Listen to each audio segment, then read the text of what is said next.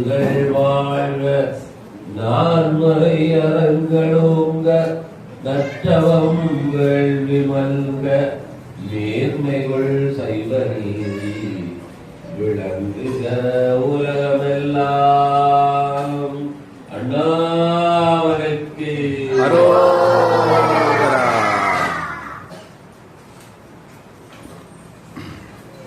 இறைவனுடைய திருவருளால் தான் நீங்கள் இங்கு கூடியிருக்கிறீர்கள். நான் உங்கள் முன் வந்திருக்கிறேன். நான் என்னை பற்றி சில வரைகள் உங்களுக்கு சொல்ல வேண்டியிருந்தது. நான் பார்ப்பதற்கு சாதாரணமான மனிதனாகத்தான் இருப்பேன். ஆனால் எல்லா மனிதர்களையும் நான் சந்திப்பதில்லை. மனிதர்களை சந்திப்பதே இல்லை. இறைவனுடைய நாமத்தை சொல்லிக்கொண்டு அவனை நினைத்துக் கொண்டு நான் பூட்டிய கனவுக்குள்ளே இருப்பவர். உங்களை சில வருடங்களுக்கு பின் போதுதான் சந்திக்கிறேன். உங்களை சந்திக்கிறேன் என்றால் அது நீங்கள் செய்த பூர்வ புண்ணியம். உங்களுக்கு சந்தேகம் கேட்ட ஒரு வாய்ப்பு அளிக்கப்படுகிறது என்றால் அது நீங்கள் பழைய ஜென்ம வாழ்க்கையிலே செய்த புண்ணியம். அதனால இங்கே இருக்கும்போது நான் என்ன சொல்கிறேன் என்பதை கவனமாக கேளுங்கள். நான் ஒன்றும் சொற்பொழிவாளர் அல்ல, எங்கேயும் மேடையிலே பேசுவதும் இல்லை. நான் சிவபெருமான் இறைவனை பற்றி மட்டுமே பேசுபவர். இறைவன் இருக்கிறான் என்பதே பலருக்கு சந்தேகமானது.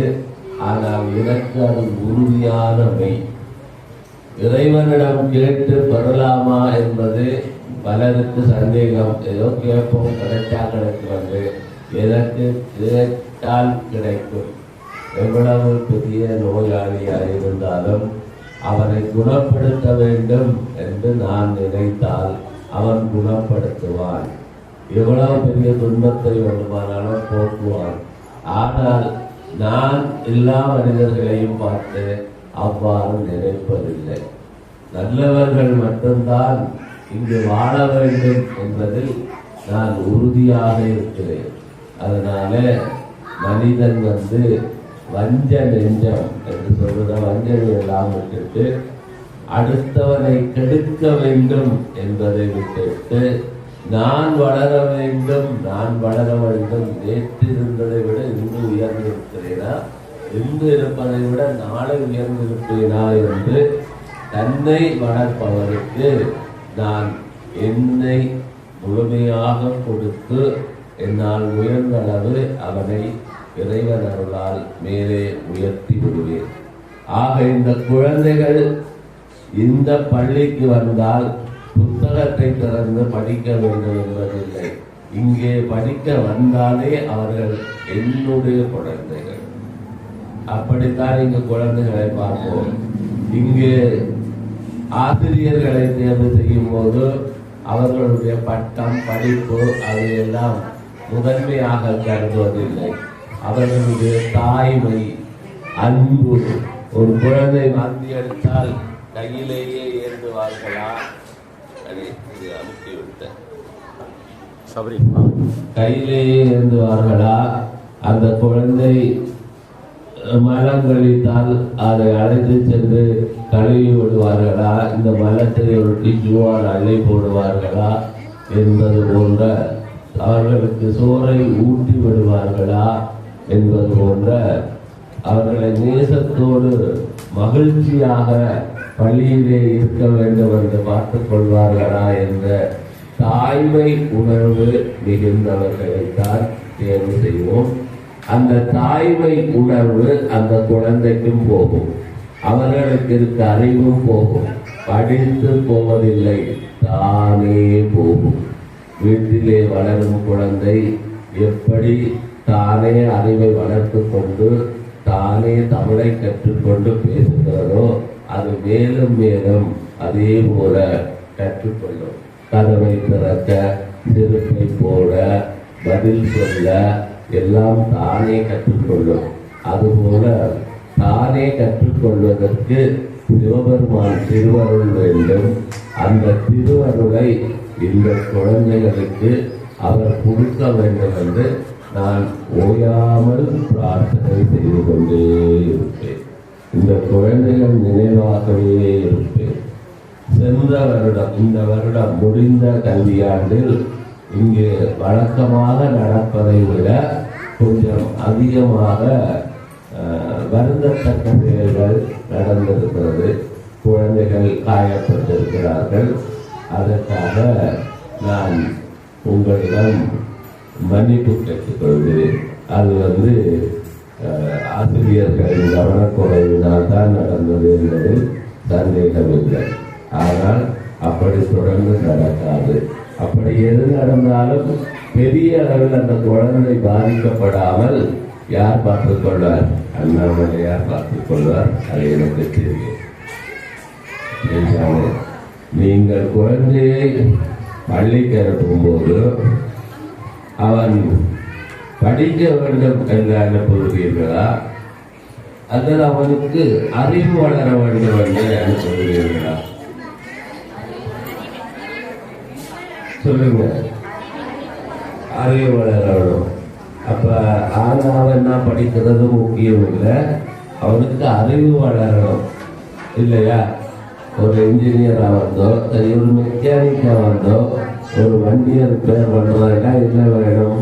அறிவுதான் வேணும் இல்லையா? அப்போ இந்த உலகத்தை கம்ப்யூட்டரை வச்சுட்டு எல்லாரும் வீட்டிலேயே உட்காந்து வேலை செய்யறாங்கடா. அந்த கம்ப்யூட்டரை இயக்குவதற்கு, ஆப்ரேட் பண்ணுவதற்கு என்ன வேண்டும்? அறிவு வேண்டும். ஆக இந்த அறிவு வளர வேண்டும் என்பதற்காகத்தான் குழந்தையை பள்ளிக்கு அனுப்புகிறோம். படிக்கிறது எதற்கு? படிக்க படிக்க அறிவு வளரும் என்று நாம் நம்புகிறோம் இல்லையா? படிக்க படிக்க அறிவு வளரும். அந்த அறிவை வைத்து திரும்ப அடுத்த படியை படிக்க, ஆக அறிவு வளர வேண்டும். அந்த அறிவை வைத்துதான் அடுத்த படியை படிக்க வேண்டும். ஆகவே அறிவு இருந்தால் தான் படிக்க முடியும். படிக்கிறதும் அறிவு இருந்தால் தான் செய்ய முடியும். அறிவு இல்லைன்னு சொன்னா ஆனா அவனா கூட வராது. சில குழந்தைகளை பார்த்திருப்பீர்கள், அவர்கள் மளமளமளந்து 5வது வரை படிக்கிற பாடத்திட்டத்தையே படித்து விடுவார்கள். சில குழந்தைகளை பார்த்திருப்பீர்கள், அவர்கள் 5வது போகும்போதும் எல்கேஜி மாணவன் மாதிரியே இருப்பார்கள். அதுக்கு காரணம் இறைவனுடைய திருவருள் தான். நீங்கள் அதுக்கு அந்த குழந்தை அடித்தோ விரட்டியோ டியூஷன் என்று சொல்லி கொடுமைப்படுத்தியோ அவனுடைய அறிவை திறக்க முடியாது. நீங்கள் அவனுக்காக அண்ணாமலையாரை சுற்றி சுற்றி வேண்டிக் கொண்டே வாங்க. அவருக்கு 10லையோ 11லையோ 12லையோ காலேஜிலேயோ அந்த அறிவு திறக்கும். அதுக்கு பிறகு அவன் பெரிய மேதையாக வருவான். நீங்கள் இறைவனுடைய திருவருள் இல்லாமல் கல்வி வளரும் அப்படின்னு எதிர்பார்க்கக்கூடாது. கல்வி என்பது கற்றோருக்கு சென்ற இடமெல்லாம் சிறப்புன்னு சொல்வாங்க. படித்தவன் எந்த போனாலும் அவனுக்கு மதிப்பு, மரியாதை எல்லாம் கொடுப்பார்கள். ஏன்? அதைத்தான் புகழ் என்று சொல்வது. புகழ் என்பது இறைவன் கொடுத்தால் மட்டும்தான் தரும். நீங்கள் எவ்வளவு பணத்தை அடுக்கி வைத்திருந்தாலும் அதை கொடுத்து அன்னதானம் பண்ணி அல்லது தானம் பண்ணி புகழ் தேட வேண்டும் என்று எவ்வளவு முயற்சி செய்தாலும் புகழ் வராது. ஒன்றுமே இல்லாதவனுக்கு புகழ் தரும். ஏனென்றால் புகழ் அதே போலதான் படித்தவன் எல்லாரும் பிரபலமாகிறது இல்லை. அப்துல் கலாம் மாதிரி ஒரு சிலர் தான் புகழோடு வாழுவார்கள். அந்த புகழ் என்பது எப்போதும் மனிதனுக்கு இறைவன் கொடுத்தால் மட்டும்தான் வரும். சிவபெருமானுடைய கடைக்கண் பார்வை உங்கள் மேல் விழாமல் உங்களுக்கு புகழ் வரவே வராது. அதனால என்ன மதிக்கல, ஊர்ல நான் மரியாதையா இல்லை அப்படின்னு அடிச்சுக்காதீங்க. அதுக்கு இறைவன்கிட்ட கேளுங்க. இறைவன் உங்கள் மேல கருணை கொண்டால் மட்டும்தான் மழை வந்து புகழணும். வேணுமென்னா நான் சொல்றேன், பொய் இல்லை. நெத்தியில திருமேல பூசி பாருங்க, கழுத்துல ஒரு உருத்தராசத்தை போட்டு பாருங்க, கலெக்டர் ஆபீஸ் படியை தாண்டியே போய் பாருங்க. உங்களை வாங்க வாங்கம்மா உட்காருங்க அப்படின்னு கூப்பிட்டு வேண்டியதை செய்யறாங்களா இல்லையா பார்ப்போம். செய்வாங்களா செய்ய மாட்டாங்களா? செய்வாங்க.